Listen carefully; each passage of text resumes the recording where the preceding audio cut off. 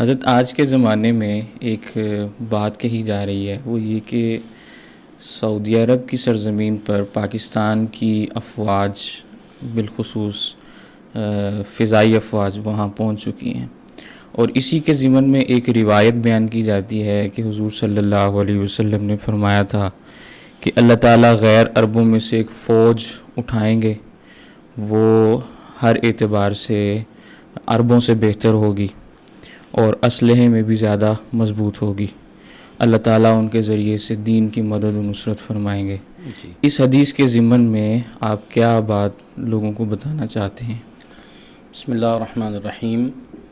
یہ بالعموم عوام الناس کی طرف سے سوال کیا جا رہا ہے۔ ایک تو اس کا ایک پس منظر یہ ہے کہ دو اسلامی ممالک ایک دوسرے سے معاہدہ کر رہے ہیں، جس میں حرمین شریفین کی حفاظت بھی ہے۔ یہ تو نہایت خوش آئند بات ہے اور امت مسلمہ کے لیے ایک خوشی کی بات ہے۔ حرمین شریفین کی حفاظت کے اعتبار سے دیکھیں تو بہت ایک روح پرور بات ہے، اور خدمت اور پھر دفاعی نقطہ نگاہ سے تو اس سے تو بڑی بات اور کوئی نہیں ہو سکتی۔ جہاں تک بات ہے مصداق کی کہ رسول اکرم صلی اللہ علیہ وسلم کی حدیث مبارک کا مصداق یہ فیصلہ یا یہ والا حصہ ہے، تو ایسا نہیں ہے۔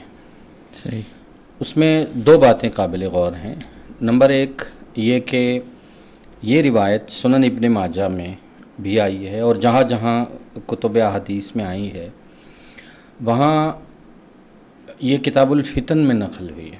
اور صحیح۔ کتاب الفتن کا معنی یہ ہے کہ فتنوں میں، جنگوں میں وہ زمانہ جو حضرت مہدی علیہ رضوان کی تشریف آوری کے بعد ہوگا، اور وہ اس سینیریو میں جتنی جنگیں ہوں گی تو وہ مراد ہے۔ صحیح۔ اس سے پہلے آپ ایک مصداق یا تطبیق یا کہیں کہ اس سے یہی مراد ہے، یہ فتن کے جو علم الفتن کے اصول ہیں اس کے خلاف۔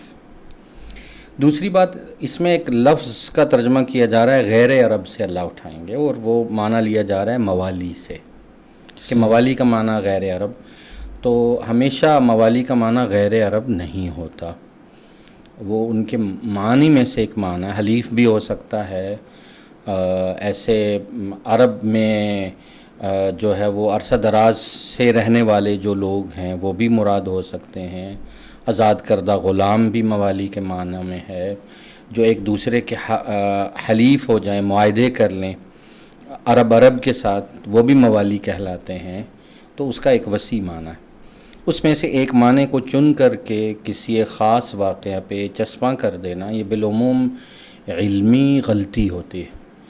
تو حدیث پہ نگاہ رکھنے والوں کو یا علم الفتن کے حوالے سے یوں تطبیق میں عجلت کرنا، اور ہر واقعے کو، چونکہ ہمارا قومی مزاج ہے، یہ کہہ دینا کہ اس سے مراد یہ ہے، تو یہ اس لیے درست نہیں ہے کہ رسول اللہ صلی اللہ علیہ وسلم کی یہ حدیث مبارک آپ ایک واقعے پہ لگا دیں اور اصول کے خلاف ورزی ہو، اور کل کو حالات اور بدلیں، کل کو ایسا نہ رہے تو کیا کہیں گے کہ حدیث کا مصداق بدل گیا یا حدیث درست نہیں ہے۔ تو ایسا رویہ درست نہیں ہے۔ تو اس سے کبھی بھی یہ مراد لینا یا اس حدیث کو یوں کر کے اس عنوان کے ساتھ پھیلانا، یہ علمی طور پہ غلطی ہے، اور اس سے پرہیز کرنا چاہیے۔